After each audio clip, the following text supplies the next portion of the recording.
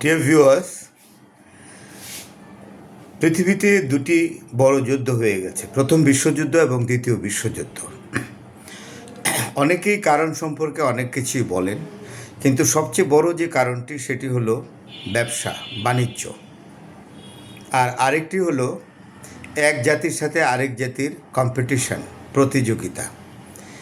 এই যে যুদ্ধটা প্রথম বিশ্বযুদ্ধে যখন দেখল জার্মানি অনেক এগিয়ে যাচ্ছে, অর্থনীতিতে এগিয়ে যাচ্ছে, বিজ্ঞানে এগিয়ে যাচ্ছে এবং যুদ্ধের প্রয়োজনীয় যে সাজ সরঞ্জাম বা যুদ্ধাস্ত্র সমরাস্ত্র তাতে এগিয়ে যাচ্ছে, তখন ফ্রান্স এবং ব্রিটেন প্রমাদ গুনল এবং পৃথিবীতে তাদের কলোনিদেরকে টিকিয়ে রাখার জন্য তারা জার্মানির বিরুদ্ধে যুদ্ধে নামলো। কারণ জার্মানি শক্তিশালী হয়ে গেলে পৃথিবীতে ফ্রান্স এবং ব্রিটেনের কলোনিগুলো অরক্ষিত হয়ে যাবে। এই যে আজকে যুদ্ধ চলছে, ডোনাল্ড ট্রাম্প যে যুদ্ধ চালাচ্ছে, একবার সিজ ফায়ার করে, তারপরে নিজেই সিজ ফায়ার ভঙ্গ করে। সবচেয়ে ডেঞ্জারাস বিষয়টি হলো যে MOU, যেটা হলো মেমোরেন্ডাম অফ আন্ডারস্ট্যান্ডিং, 14টা পয়েন্টের উপরে, এবং ডোনাল্ড ট্রাম্প কয়েকবার প্রমিস করলো, সেটাও ক্যান্সেল করে দিল। এর পেছনের রহস্যটা কী? এর পেছনের রহস্য হলো সেই পুরনো রহস্য। সেটা হলো কোনো সব উপনিবেশিক শক্তি বা পৃথিবীর শক্তিধর রাষ্ট্র চায় না আরেকটি দেশ অনেক শক্তিশালী হয়ে যাক। বহুদিন যাবৎ আমেরিকার গোয়েন্দা সংস্থার একটি রিপোর্ট ছিল যে ইরান সমরাস্ত্রে অনেক এগিয়ে যাচ্ছে, এবং যেহেতু ইরানের একটি স্থায়ী সম্পদ আছে, সেটি হলো তেল সম্পদ, তাই ইরান যদি সমরাস্ত্রে অনেক এগিয়ে যায়, সেটা হবে আমেরিকা জন্য বড় ধরনের হুমকি। বিশেষ করে আমেরিকার বড় স্বার্থ যে দেশগুলো সংরক্ষণ করে মধ্যপ্রাচ্যের তেল সমৃদ্ধ দেশগুলো, বিশেষ করে গালফ কান্ট্রিজগুলো, সেই জায়গার আমেরিকার স্বার্থ দারুণভাবে ক্ষুণ্ণ হবে। এবং সেই জন্যই ডোনাল্ড ট্রাম্প এই ইরানের বিরুদ্ধে এই যুদ্ধ নেমেছে। সাথে রয়েছে একটি বাণিজ্যিক কারণ। আপনারা দেখবেন ডোনাল্ড ট্রাম্প কিন্তু যুদ্ধে বিস্তৃতি ঘটিয়েছে এই দিয়ে আমি যেটা বলেছি গতবারে লাস্ট ভিডিওটাতে, আমি বললাম যে আমরা জানি না, আমরা এটা পরিষ্কারভাবেই বুঝতে পারি যে ইউক্রেনকে দিয়ে যে রাশিয়ার বিরুদ্ধে আক্রমণ তীব্র করেছে, এটা কিন্তু ডোনাল্ড ট্রাম্পের পরামর্শ। এটা কিন্তু ইউক্রেনের কোনো কাজে আসবে না, বরং এখানে অস্ত্র বিক্রি হবে। যেই প্রেসিডেন্টের ডোনাল্ড ট্রাম্প আমেরিকার এমন একজন প্রেসিডেন্ট, তার পরিবারের সদস্যরা অস্ত্র ব্যবসার সঙ্গে জড়িত।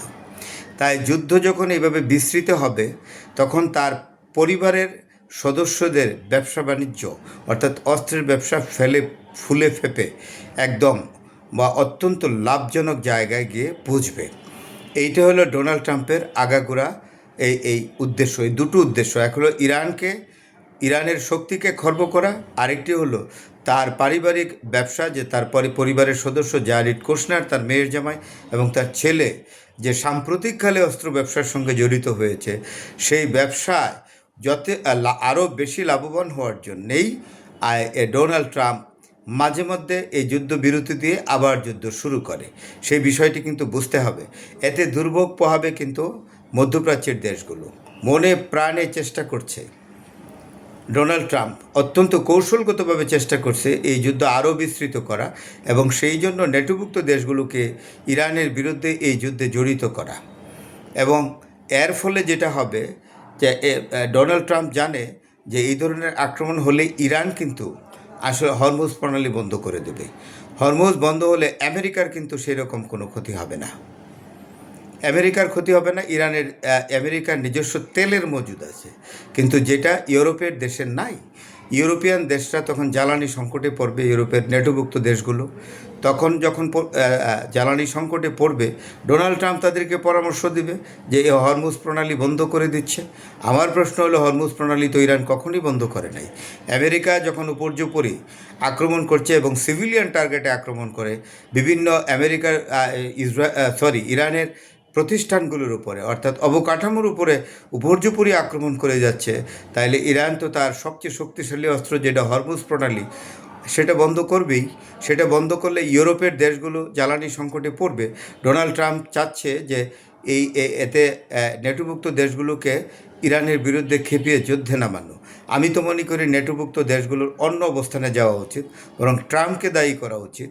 যে ট্রাম্পকে বলা উচিত তুমি যুদ্ধে নেমেছ, অন্যায় যুদ্ধ করছো ইসরায়েলকে নিয়ে, তুমি তেলের দুর্ভোগ পোহাবে, আমরা কেন পোহাবো?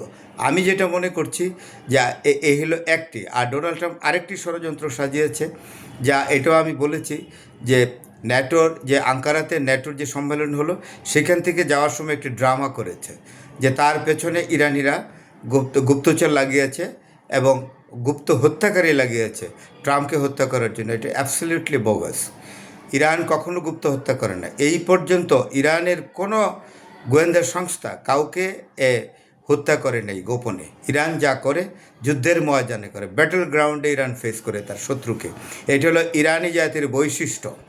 এটা আমেরিকান এবং ইসরায়েলিদের, সবচেয়ে বড় কথা ইসরায়েলি এবং আমেরিকানদের বৈশিষ্ট্য হলো গুপ্ত হত্যা করা।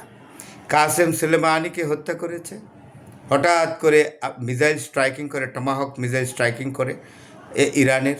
সুতরাং এই ধরনের হত্যাকাণ্ড করে আসলে আমেরিকা এবং ইসরায়েল, ইরান কখনই এই প্র্যাকটিস করে না।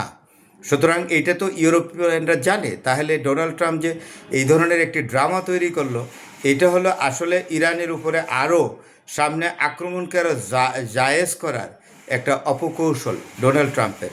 আগাগোড়া অত্যন্ত নিম্ন প্রকৃতির মানুষ ডোনাল্ড ট্রাম্প।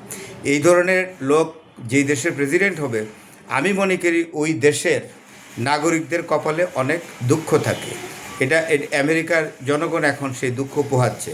আরেকটি চাঞ্চল্যকর ঘটনা হলো ইউরোপের কতগুলো নেতৃবৃন্দের নাম দিয়ে, ছবি দিয়ে একটি খবর ছাপিয়েছে যে ইরান তাদেরকে হত্যা করবে। এর মধ্যে ব্রিটেনের বিদায়ী প্রধানমন্ত্রী, এখনও ক্ষমতা ছাড়েনি, চলে যাবে, কেয়ার স্টারমার, তা ফ্রান্সের প্রেসিডেন্ট ইমানুয়েল ম্যাক্রন, তারপর ইটালির প্রধানমন্ত্রী মেলোনি, তারপর আরও কয়েকটি দেশের ডোনাল্ড ট্রাম্প, নেতানিয়াহু এই একটি লিস্ট দিয়ে বলেছে যে ইরানিরা তাদেরকে হত্যা করার জন্য গুপ্তঘাতক নিয়োগ করেছে। এইটাও মনে করি এটা হলো ইসরায়েলের সবচেয়ে বড় ষড়যন্ত্র। ইসরায়েল নেতানিয়াহু বহুদিন যাবৎ চাচ্ছে যুদ্ধ লাগার শুরু থেকেই যেন পশ্চিমা বিশ্বকে, অর্থাৎ ন্যাটোভুক্ত দেশগুলোকে যেন ইরানের বিরুদ্ধে ব্যবহার করা যায়। অর্থাৎ কৌশলগত দিক থেকে ডোনাল্ড ট্রাম্প এবং নেতানিয়াহুর একই অপকৌশল। আমি মনে করি যে ইরানিরা এটা ভালো করেই বুঝেন এবং ইরান জানে এটা কিভাবে প্রতিহত করতে হবে। ইরানের সাথে চায়না আছে, রাশিয়া আছে এবং উত্তর কোরিয়াও আছে। তারাও ইরানকে সহযোগিতা করবে।